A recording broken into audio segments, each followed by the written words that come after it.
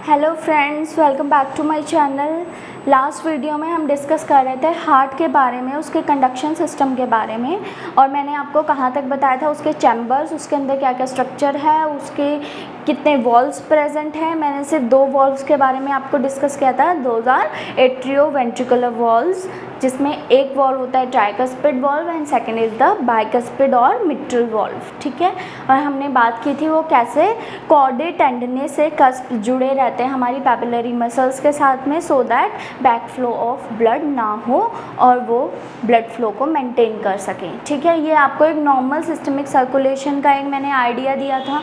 आपको muscle tissues के बारे में बताया था कि कितने टाइप के होते हैं, और हमारे हार्ट में जो कार्डियक मसल टिश्यू है वो कैसा दिखाई देता है। ठीक है, तो आई होप आपको ये चीज़ पता चल गई होगी, ये चीज़ क्लियर होगी। अब मैं आपको और आगे बताने वाली हूँ कि इसमें और कौन से वॉल्व्स प्रेजेंट होते हैं, और पूरा हम फिर पढ़ेंगे कंडक्टिंग सिस्टम ऑफ हार्ट। ठीक है, तो अभी हम वॉल्व से ही स्टार्ट करते हैं। लास्ट वीडियो में मैंने आपको पहली टर्म वॉल्व भी बताया था कि कैसे हमें एट्रियोवेंट्रिकुलर वॉल्व कहाँ पे प्रेजेंट होते हैं। सेम देखिए, हमारे हार्ट में 4 मेन वॉल्व होते हैं जिनके बारे में हमें पता होना चाहिए। ठीक है, अब आपको पता चल गया था एट्रियोवेंट्रिकुलर वॉल्व कहाँ पर प्रेजेंट है। मान लो दिस इज़ आ हार्ट।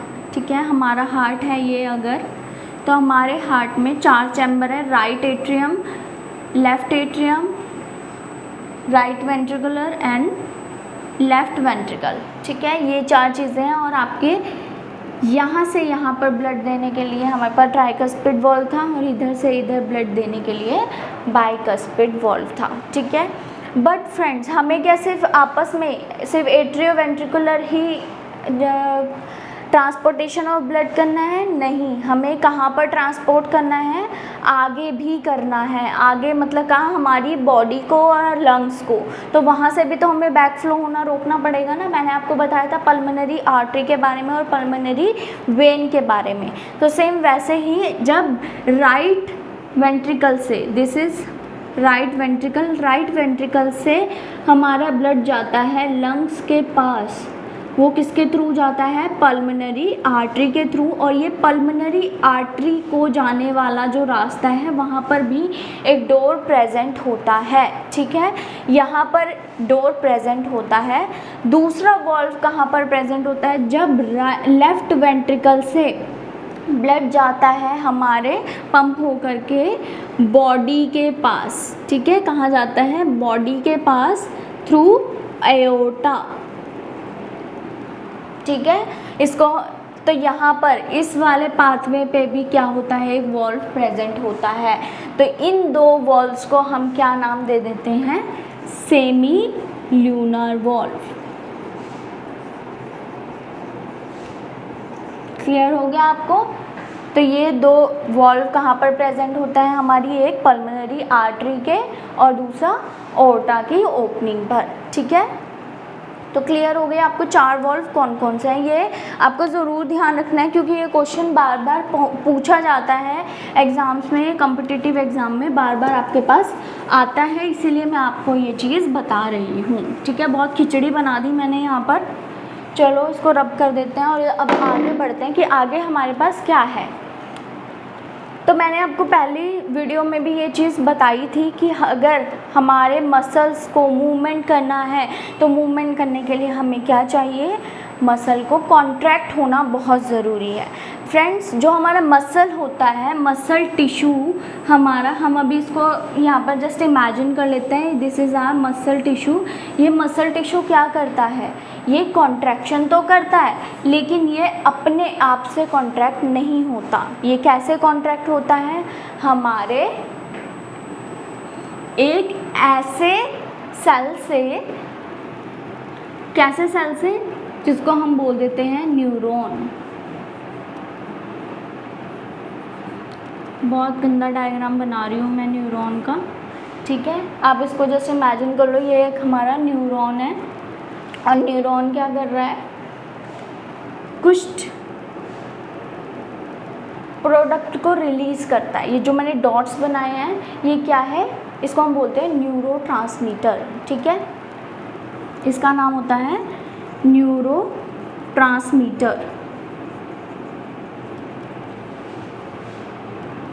ये न्यूरोट्रांसमीटर क्या करते हैं, हमारे जो मसल सेल्स होते हैं इनके पास कुछ स्पेशल टाइप के रिसेप्टर्स प्रेजेंट होते हैं और यही क्या करेंगे, ये न्यूरोट्रांसमीटर जा कर के अटैच हो जाएंगे इस रिसेप्टर पर, ये प्रोटीन रिसेप्टर पर। ये जब रिसेप्टर अपने यहाँ पर अटैच होंगे उसी टाइम पर क्या होगा, जो बाहर इंटरस्टिशियल फ्लूइड क्या होता है, इंटरस्टिशियल फ्लूइड होता है जो दो सेल्स के बीच में फ्लूइड इकट्ठा रहता है, ठीक है, इसको हम बोल देते हैं एक्स्ट्रा सेलुलर फ्लूइड भी। तो ये जो इंटरस्टिशियल फ्लूइड और एक्स्ट्रा सेलुलर फ्लूइड प्रेजेंट रहता है उसके अंदर कुछ सोडियम प्रेजेंट होते हैं, ठीक है, सोडियम आयन वहाँ पर प्रेजेंट रहता है।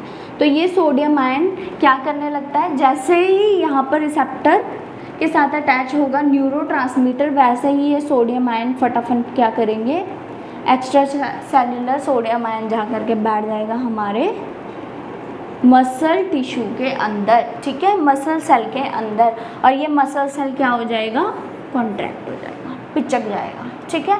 तो इस तरीके की ये फंक्शनिंग को कैरी करता है। आपको समझ आ गया कि ये कैसे हो रहा है। लेकिन फ्रेंड्स, हमारी जो कार्डियक मसल हैं, कार्डियक टिश्यूज़ हैं, उसके मसल सेल्स ऐसा नहीं करते हैं, सभी नहीं, बाकी सब करते हैं, लेकिन कुछ सेल इनके कैसे हो जाते हैं, ऑटो एक्साइट हो जाते हैं। वो कहते हैं हम किसी न्यूरॉन की बात नहीं सुनेंगे, हमें कोई न्यूरोट्रांसमीटर नहीं चाहिए है अपनी कॉन्ट्रैक्शन करने के लिए, हम अपनी मर्जी से कॉन्ट्रैक्ट होंगे और अपने आप से अपना सिग्नल प्रोवाइड करेंगे, ठीक है, अपने आप से अपने ब्लड को पंप करेंगे, ठीक है। तो अब हम इन्हीं ऑटो एक्साइटेबल सेल्स की बात करेंगे कि ये कहाँ पर प्रेजेंट होते हैं और कैसे हमारे कंडक्शन सिस्टम ऑफ हार्ट को कैरी फॉरवर्ड करते हैं, ठीक है। जो मैंने आपको हार्ट की बात की, बार बार हार्ट इतना गंदा बना रही हूँ,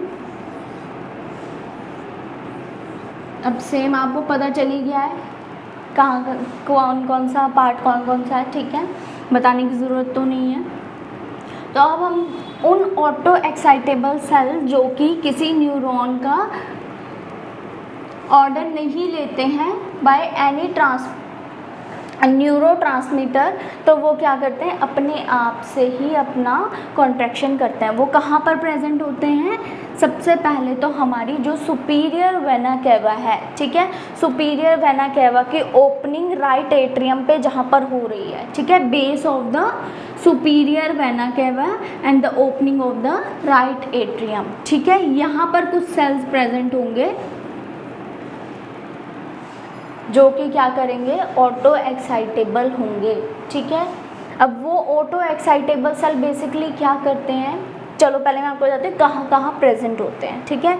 ये यहाँ पर प्रेजेंट होगा हमारे जहाँ से ऑर्टा निकलती है जहाँ पे राइट एट्रियम का एंड है और लेफ्ट राइट वेंट्रिकल की स्टार्टिंग है, ठीक है, यहाँ पर इस पोर्शन पे भी कुछ सेल्स प्रेजेंट रहते हैं, ठीक है।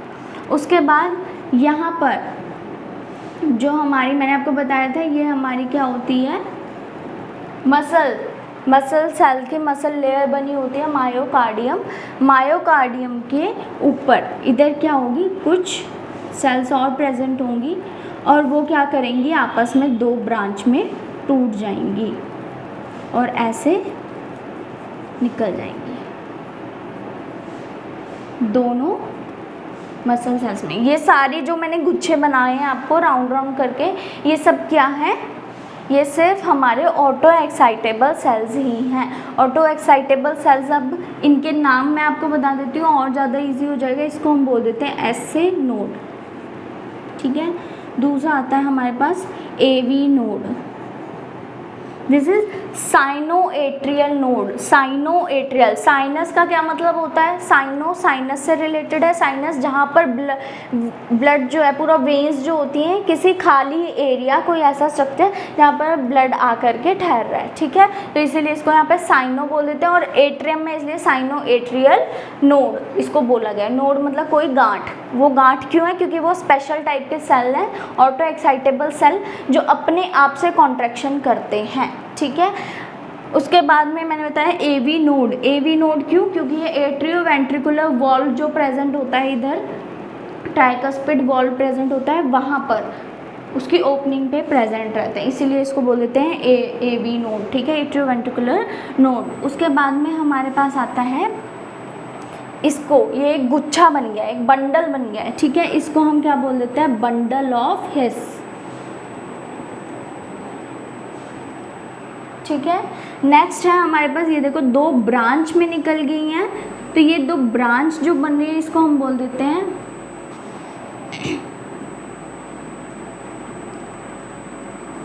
Bundle branches.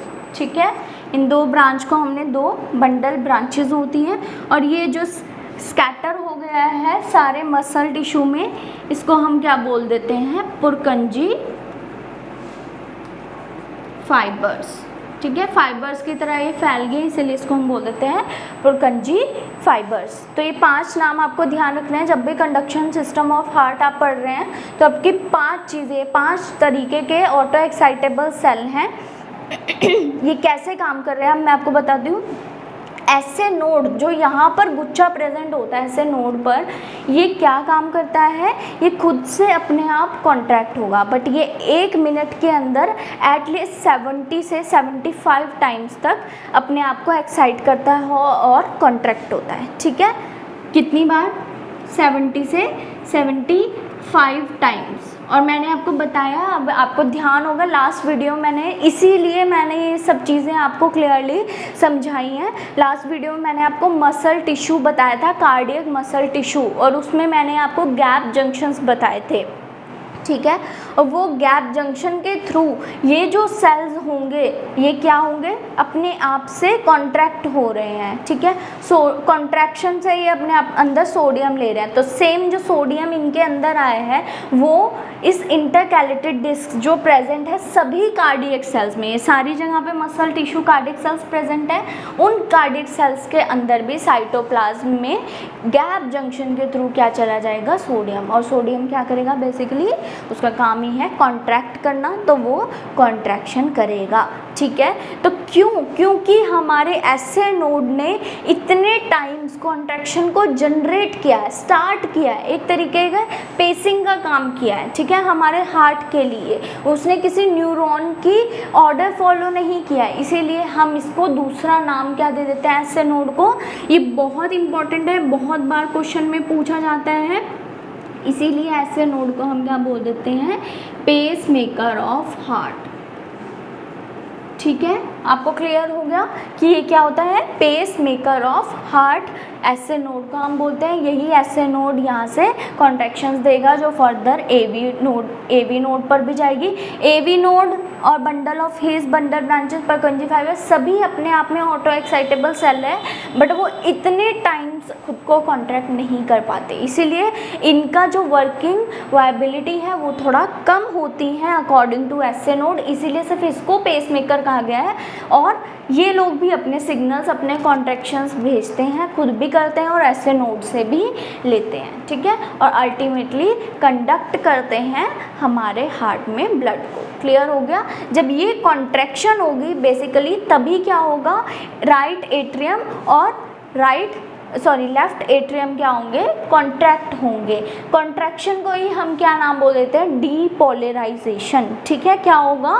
कॉन्ट्रैक्शन होगा यानी डीपोलराइजेशन होगा, और डीपोलराइजेशन की वजह से हमारे एट्रियो वेंट्रिकुलर वॉल्व्स ओपन हो जाएंगे। It means bicuspid and tricuspid valves open होकर अपने ब्लड को कहाँ पर दे देंगे? सारे ब्लड को वेंट्रिकल्स में, इधर ऑक्सीजनेटेड और डीऑक्सीजनेटेड ब्लड। ठीक है, उसके बाद में क्या होगा? एवी नोड फिर सिग्नल्स को कैच करेगा, कॉन्ट्रैक्ट होगा, और वो contraction further bundle of His से होते हुए branches and then Purkinje fibres तक जाएगी, और ये फाइबर्स भी क्या करेंगी? कॉन्ट्रैक्शन कराएंगी और वेंट्रिकल से ब्लड को कहाँ भेजेंगी? फिर से वॉल्व्स के पास भेजेंगी, हमारे सेमी ल्यूनर वॉल्व पर। सेमी ल्यूनर वॉल्व आपको याद है कहाँ पर बताया मैंने? पल्मोनरी आर्टरी की ओपनिंग में और ऑर्टा की ओपनिंग में। तो वो दोनों क्या करेंगी? अपना ऑक्सीजनेटेड और डीऑक्सीजनेटेड ब्लड डीऑक्सीजनेटेड ब्लड कौन लेकर जाएगी, pulmonary artery into lungs, and aorta लेकर जाएगी oxygenated blood into body. Okay, clear हो गया है आपको। तो ये था हमारा पूरा कंडक्टिंग सिस्टम ऑफ हार्ट। अगर आपको अब भी कोई क्वेरी हो, कोई क्वेश्चन हो, तो प्लीज़ आस्क मी, और आप मुझे कमेंट बॉक्स में कमेंट कर सकते हैं, आप मुझे मैसेज कर सकते हैं। और अगर आपको कोई और टॉपिक पर जानकारी चाहिए, कोई और टॉपिक आप चाहते हैं मैं डिस्कस करूं, तो प्लीज़ कमेंट मी, और please like my video and share it with your other family members, and जो भी स्टूडेंट्स आपके पास प्रेजेंट हों, आपके आसपास रहते हों, उनको ये ज़रूर शेयर कीजिएगा। Okay, bye, thank you so much for your time.